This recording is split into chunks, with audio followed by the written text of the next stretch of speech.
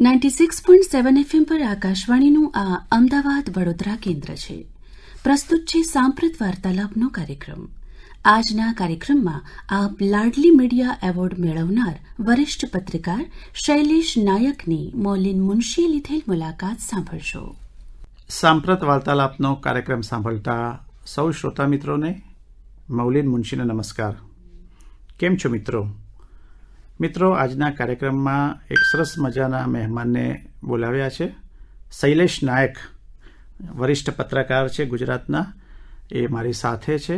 અને વધારે આનંદ અને ઉમળકો એ છે કે એમને તાજેતરમાં જ એમના એક શ્રેષ્ઠ ન્યૂઝ સ્ટોરી માટે એમને પ્રતિષ્ઠિત લાડલી એવોર્ડ મળ્યો છે.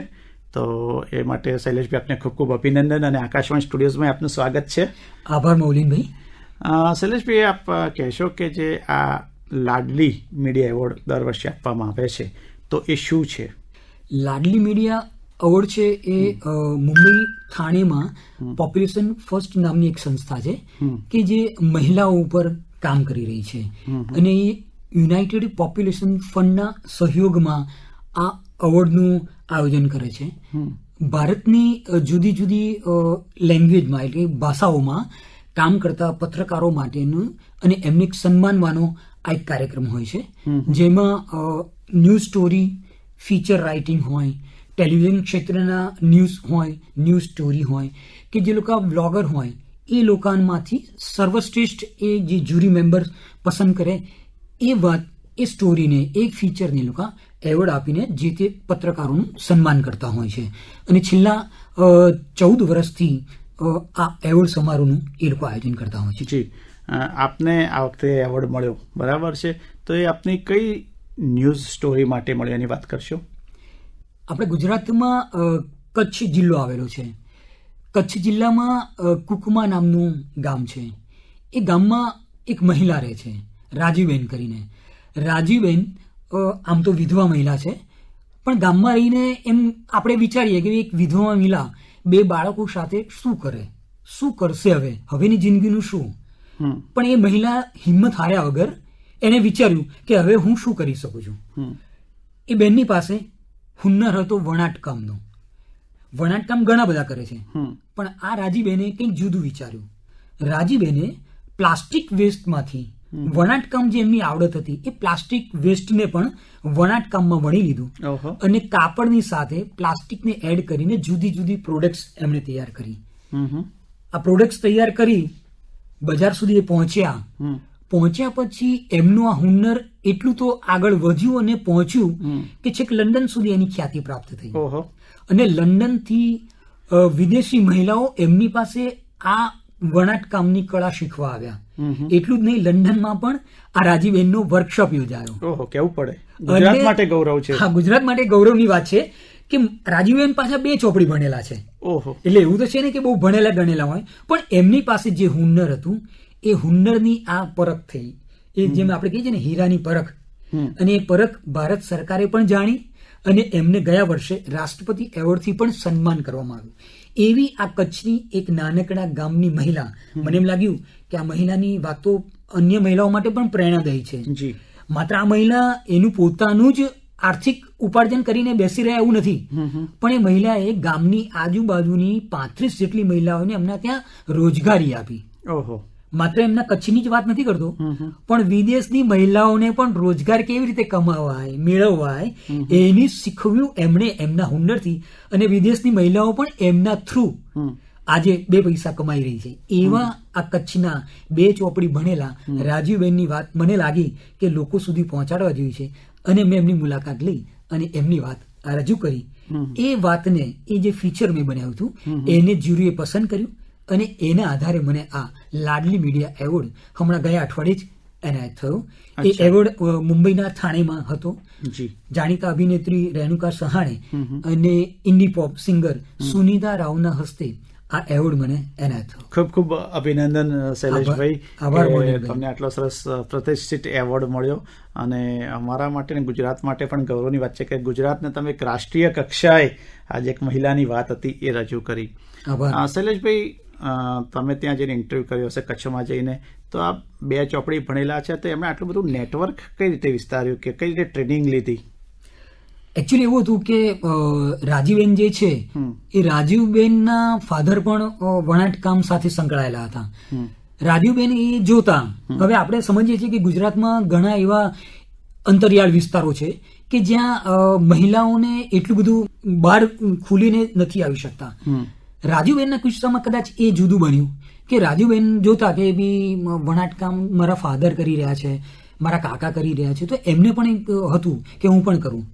એમણે શીખવા માટેનો એ પ્રયાસ કર્યો અને એમના ફાધર એમના પિતાએ શીખવાડ્યું કે વણાટકામ આમ થાય, આવી રીતે થાય, અને એ હુન્નર એ શીખ્યા પછી જ્યારે એમના મેરેજ થયા, સ્વાભાવિક છે કે ભાઈ આપણે મહિલાઓને એટલું ગ્રામ્ય વિસ્તારોમાં એ નથી મળતું, પણ આ બેનના કેસમાં એવું બન્યું કે એમના પતિનું અવસાન થયું.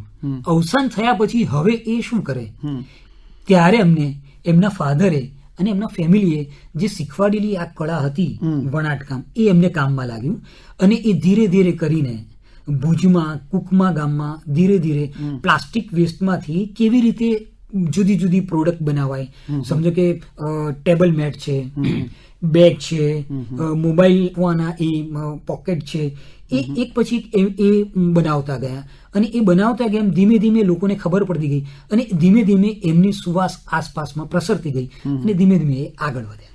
એટલે એમનામાં જે હોશ હતી, ધગશ હતી, એ એમને આગળ લઈ ગઈ. સાચી વાત છે, બિલકુલ સાચી વાત છે. અને એમને હતું જ કે હું જે આ કરી રહ્યું છું, તો તમે જુઓ કે એ બેન એમના પૂરતું અટકી ના ગયા. એ બેને એવું કર્યું કે જે કુકમા ગામ છે એ કુકમા ગામની આસપાસના બીજા ગામોમાં પણ જઈને કીધું કે તમારા ઘરમાં પ્લાસ્ટિક વેસ્ટ એકઠો થાય તો એ તમે કચરામાં ના નાખો, તમે મને આપો, તમે ભેગો કરી રાખો. એ બેન એમના ત્યાંથી પહેલા તો એ પોતે જતા લોકોના ઘરે જાય, પ્લાસ્ટિક વેસ્ટ એકઠો કરે અને એના એ પૈસા આપે. એટલે જે લોકો આપણે પ્લાસ્ટિક સામાન્ય રીતે આમ ફેંકી દેતા હોય એની જગ્યાએ બેને એવું કર્યું કે ફેંકી ના દેવાના બદલે એમની પાસેથી પ્લાસ્ટિક લઈ અને એમને પણ એ બેન પૈસા આપતા થતા. હવે તમે વિચારો કે આ બેન માત્ર 2 ચોપડી ભણેલા છે, પણ એમની વિચારસરણી, એમને લાગ્યું કે આ કામ આગળ આવી રીતે પણ થઈ શકે છે, એટલા માટે થઈને આ લેવલ સુધી એ બેન પહોંચ્યા. ન માત્ર પોતે પોતાનો દાયરો સીમિત કર્યો પણ એને આગળ વધાર્યું અને લોકો સુધી પણ એમની એ કળા લઈ અને બીજી બહેનોને પણ આત્મનિર્ભર કરી. બહુ સાચી વાત છે મૌલિનભાઈ, બહુ સાચી વાત છે.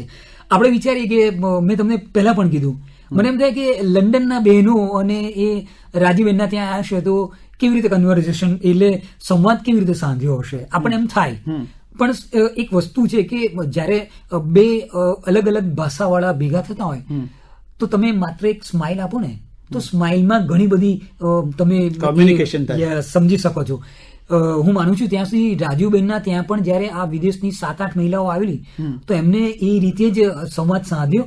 એ બહેનો શીખીને ગઈ એટલોથી અટકી નહીં, પણ એ બહેનોને લાગ્યું કે આ બેનની પાસે તો હુન્નર સરસ છે તો હું લંડનની બીજી બહેનોને કેમ ના શીખવું. તો એના માટે થઈને રાજીવબેનના 15 દિવસની કાર્યશાળા લંડનમાં યોજાઈ. અને રાજીવબેને કદી સ્વપ્નમાં વિચાર્યું નહીં હોય કે હું 2 ચોપડી ભણી છું, હું લંડન જઈ શકીશ. બહુ સાચી વાત છે. કદી ફ્લાઇટમાં બેસી શકીશ. બરાબર, સાચી વાત છે. એમણે બહુ તો ઊંટગાડાના સપના જોયા છે કે ઊંટગાડીમાં બેસીને એક ગામથી બીજા ગામે જઈશ, એને બદલે વિદેશમાં જવું, આટલો પ્રતિષ્ઠિત વર્કશોપ હેન્ડલ કરવો અને ત્યાં ભારતનો અને ગુજરાતનો જય જયકાર કરવો. બરાબર ને? એટલે આખી તમે એક સફર જુઓ તમે કે એક નાના ગામથી સફર વિદેશમાં ગઈ. અને આપણને એટલે આપણો જે કાર્યક્રમ સાંભળી રહેલા જે બહેનો છે તો એમને આપણે પ્રોત્સાહન આપીએ કે ભલે તમે ઓછું ભણેલા હોવ પણ તમે રાજીબેન જે ઉત્સાહ, ઉમંગ અને ધગશ રાખશો. પડકારો તો એમ નહીં આવ્યા છે રાજીબેનને. હા, એમના જીવનમાં ઘણા પડકારો આવેલા.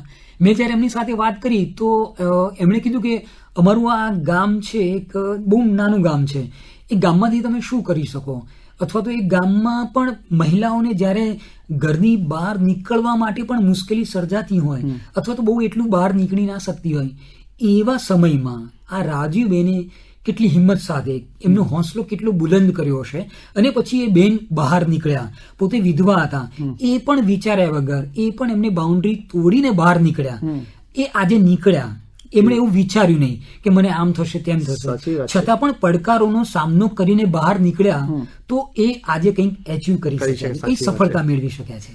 શૈલેષભાઈ, તમારી બાબતમાં પણ એક રેકોર્ડ બ્રેક થયો છે કે તમને સતત આ 3જા વર્ષે લાડલી એવોર્ડ મળી રહ્યો છે, બરાબર? સાચી વાત છે. એ આપને આપમાં એક રેકોર્ડ છે કે કોઈ પત્રકારને સતત એક ધારા એવોર્ડ મળી રહ્યા હોય તો કેવો આનંદ અને ઉમળકો છે. ચોક્કસ, એ તો આનંદ તો લાગે, પણ સૌથી મોટી વાત એ થાય કે મને હૈદરાબાદમાં 3 વર્ષ પહેલા આ એવોર્ડ માટે સિલેક્શન થયેલું. એ વખતે મેં કોરોના સમય હતો, અને કોરોના સમયમાં આપણે ગુજરાતમાં અને આમ પણ હિન્દુ સમાજમાં એવું છે કે મહિલાઓ સ્મશાનમાં કામ ના કરી શકે. કોરોના સમયમાં કચ્છમાં જ કેટલીક મહિલાઓ, મોરબીમાં, નડિયાદમાં, ઘણી બધી જગ્યાઓમાં મહિલાઓ સ્મશાનમાં જઈને અંતિમ સંસ્કારનું કામ કરતા હતા. આ બધી મહિલાઓને શોધી એમનું મેં ફીચર બનાવેલું. જ્યુરીએ એ વાત પસંદ કરી કે મહિલાઓ, યુવતીઓ આ કામ કરે છે. ગયા વર્ષે જયપુરમાં આ લાડલી મીડિયા એવોર્ડ સમારોહ હતો. એમાં જે જ્યુરીએ મારી ફીચર પસંદ કર્યું એમાં એવું હતું કે આપણી ગુજરાતની અને ખાસ કરીને અમદાવાદની એવી બહેનો કે જે બહેનો ડ્રાઇવિંગ કરીને પોતાના ઘરનું ગુજરાન ચલાવે છે. અમદાવાદમાં એક બેન છે, ટેમ્પો ચલાવે છે, જે માલસામાન આપણે ભરીને એકબીજાના એટલે એક સ્થળેથી બીજા સ્થળે લઈ જતા હોય. એક બેન છે, બીજા યુવતી છે, એ કાર ચલાવે છે. ત્રીજા એક બેન છે, એ BRTS ની બસ ચલાવે છે. એ કદાચ આપણે ભારતમાં પહેલા આવા BRTS વુમન હશે કે ડ્રાઈવર હશે કે જે આ બનાવે છે. હવે તો એ બેન હંગેરી પહોંચ્યા છે અને હંગેરીમાં ટ્રક ચલાવે છે. તો એ ફીચર માટે મને એવોર્ડ મળેલો, અને આ વખતે મને આ કચ્છના રાજીબેનની સ્ટોરી માટે મળ્યો. એટલે સ્વાભાવિક છે કે આપણે જે કામ કરીએ છીએ એની ક્યાંક નોંધ લેવાય છે, અને એ નોંધ લઈને જ્યારે આપણું સન્માન થતું હોય ત્યારે આપણને પણ એનો એટલો જ આનંદ થતો હોય છે. આપણે પણ એક રીતે રિચાર્જ થઈ જતા હોય છે. બાય ધ વે, હું તમને બીજી પણ વાત કરું. લાડલી મીડિયા એ એક એવું છે કે જેમાં તમે મહિલાઓ માટે કંઈક કામ કર્યું હોય, એટલે સ્ટોરીઝ, ન્યૂઝ અથવા તો ફીચર બનાવ્યું હોય. આ વખતે મને એમ થયું કે 2 વર્ષ મને એવોર્ડ મળ્યો તો હવે ઓકે, એમ કે ભાઈ આપણે બહુ થઈ ગયું. પણ મારી દીકરી છે કઈ રવિ, એને મારા ફીચર એ પણ જોતી હોય છે. તો એણે કીધું કે ભાઈ તમે આ રાજીબેનનું ફીચર તમે મોકલો તો તમને એવોર્ડ મળશે જ. મેં કીધું કે ના, હવે બહુ થઈ ગયું, એમ કે આપણે નથી એવી રીતે. 2 વાતો મળ્યા છે. તો કે ના ડેડી, તમે આ મોકલો તમને મળશે. એટલે મેં એમ કીધું કે ઓકે, તો તારે આનું ઇંગ્લિશ ટ્રાન્સલેશન તારે કરવું પડશે. એને કીધું ડન. અને પછી મેં આ મારું ફીચર એટલે એન્ટ્રી મોકલી, અને તમે નહીં માનો, મારી લાડલીના કારણે મને લાડલી મીડિયા એવોર્ડ મળ્યો. અને એની નોંધ એ લાડલી એવોર્ડના એટલે પોપ્યુલેશન ફર્સ્ટ સંસ્થાએ પણ લીધી, અને એમણે જાહેરમાં આ વાત કરી કે પિતાને એક લાડલીના કારણે લાડલી એવોર્ડ મળ્યો. સાચી વાત, તમારી લાડલીએ તમને પ્રોત્સાહન આપ્યું, પ્રેરણા આપી કે મોકલો, અને એની મહેનત ને એની ધગશ ટ્રાન્સલેશન કર્યું, એના કારણે તમને લાડલી એવોર્ડ મળ્યો. તમારી દીકરીને પણ અભિનંદન કે એ પણ યશની અધિકારી છે. અચ્છા, ખાસ કરીને આજ કાલ જે જર્નલિઝમમાં આવવા માંગતા હોય, પત્રકારત્વમાં, એ વિદ્યાર્થીઓ એમ કહે છે કે સ્ટોરી નથી મળતી. તમે તો બહુ એક્સક્લુઝિવ સ્ટોરીઓ તમારા અખબારમાં લઈ આવતા હોવ છો, તો કેવી રીતે આ બધું શક્ય બને કે આટલી સ્પર્ધાની વચ્ચે એક્સક્લુઝિવ સ્ટોરી જેને કહેવાય એ છાપામાં લાવવી? આમાં એવું છે ને મૌલિનભાઈ કે એક સારો પત્રકાર હોય ને, મારી દ્રષ્ટિએ હું કહું તો સારો પત્રકાર એ સારો શ્રોતા હોવો જોઈએ. જો તમે જેટલું સાંભળશો ને તો તમને કંઈક વિચાર આવશે એમાંથી ને એમાંથી. જેમ જેમ સાંભળતા જઈએ એમ એમ તમને ખબર પડતી જાય. તમારા સોર્સિસ વધારો, તમે બને એટલું વાંચન રાખો, અને એમાંથી કંઈક સારું તમે એમાંથી ક્લિક થતું હોય એવી કંઈક વાતો હોય એને તમે અલગથી તારવો, ખૂણે ખાંચરેથી પણ. હા, હે સમજો કે આ રાજીવબેનની વાત છે, કે અથવા તો આ મહિલા ડ્રાઈવરોની વાત છે, અથવા તો સ્મશાનમાં કામ કરતી મહિલાઓની વાત છે.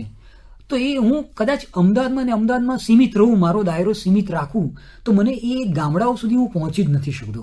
પણ હું મારા સંપર્ક વધારું, લોકોની સાથે વાત કરું. ના ના, ખૂબ સાચી વાત કહી શૈલેષભાઈ કે ફિલ્ડ વર્ક ખૂબ મહત્વનું છે, અને આપ ખૂબ ફિલ્ડ વર્ક કરો છો અને સરસ સ્ટોરીઓ લઈ આવો છો.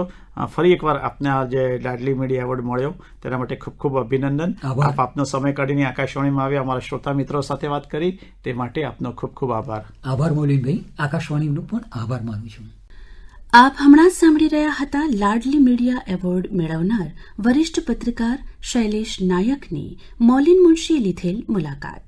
કાર્યક્રમનું પ્રસારણ 96.7 FM આકાશવાણીના અમદાવાદ વડોદરા કેન્દ્ર પરથી કરવામાં આવ્યું.